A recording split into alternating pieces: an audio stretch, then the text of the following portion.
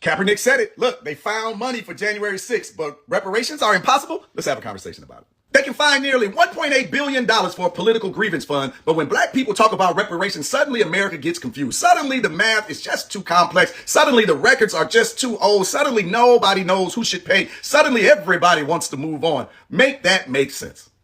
Now let me be clear. I'm not saying January 6 rioters have all been handed checks. No. But there was a proposed fund tied to this administration that raised the serious concerns about whether Trump allies, including people connected to January 6, could be compensated.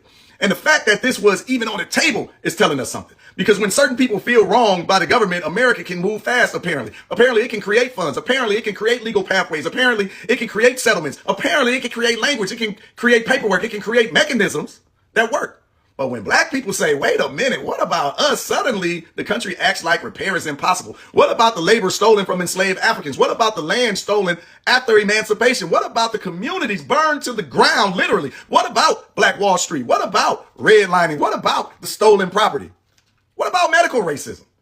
What about discrimination in lending? What about segregated schools? What about decades of policies that extracted wealth from black families and transferred the opportunity somewhere else?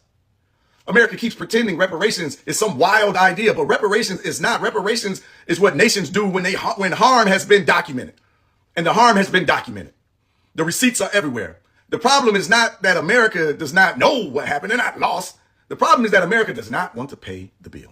And that's why this history matters. Because without history, people can make reparations sound like a handout, and they try. But with history, reparation looks like an unpaid invoice. It looks like a debt, a repair, a response to theft, a response to violence, a response to policy, a response to generations of extractions. See, this is why urban intellectuals must be defended.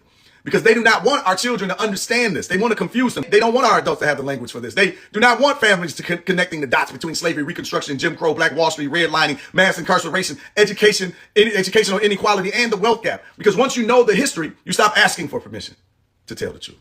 You start asking better questions. Who got paid? Who got protected? And who is still waiting?